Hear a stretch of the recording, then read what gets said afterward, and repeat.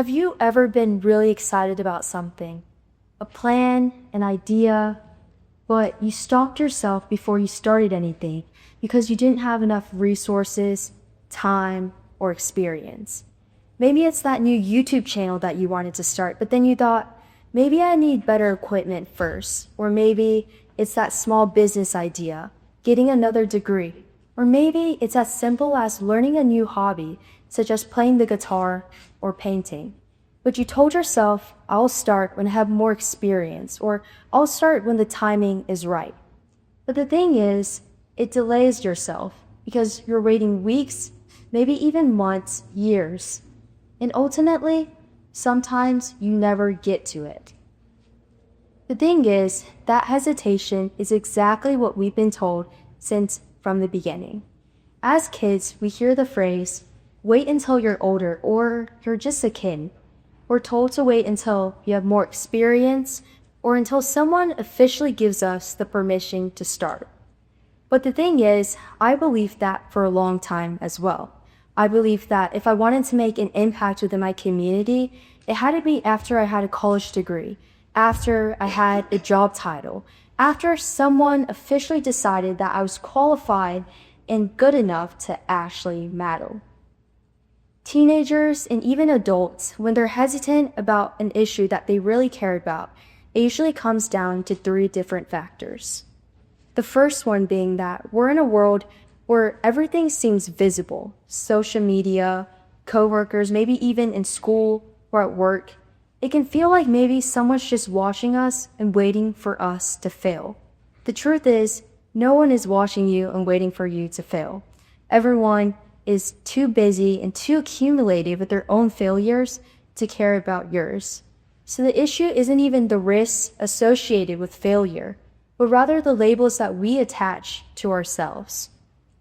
The fear that is happening is allowing so many different ideas in our heads to not go out into the world where it can actually make a significant impact. The second one is that impact has to start big. We see the finished stories, the nonprofits with the logos. We see the movements with the titles. But what we don't see are the all-nighters, the hesitancy, the messy mornings, and the version where someone just asked a question and hoped for the best. So we believe that if the impact isn't big, it really doesn't matter. That if we have a small impact, it's not significant. But the case is that we want to start small. We want to start with a single concept, a single idea, and snowball and build that into something bigger. So when we're able to do that, we don't want to start until we're at the perfect scale, but rather start at the scale that is manageable. And third and lastly, this is one that I personally struggle with.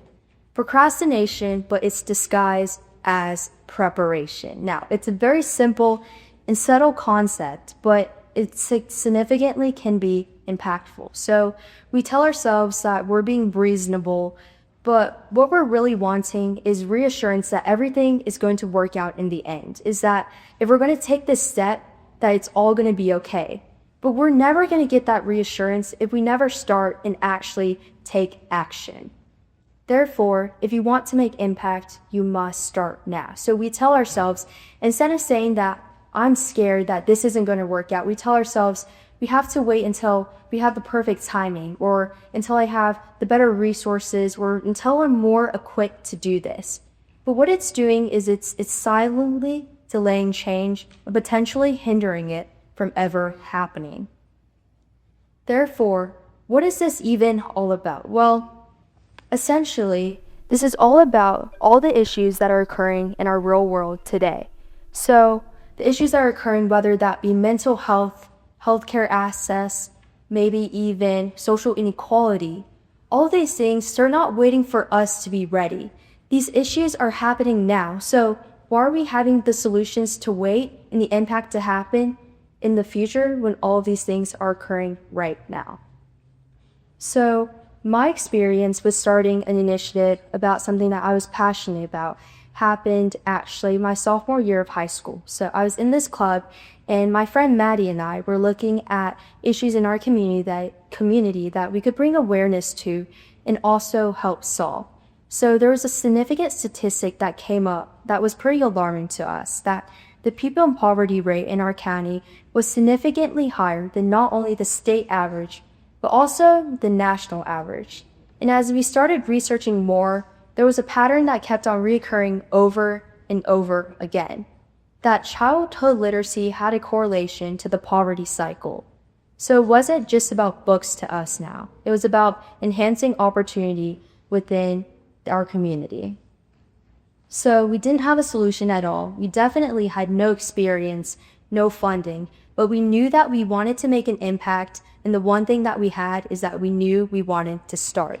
So we started off with the goal of 100 books, and honestly, we didn't really think that we could even get 50 or maybe even 40, 50 books. But we picked 100 because it sounded like a good number and it looked good on paper.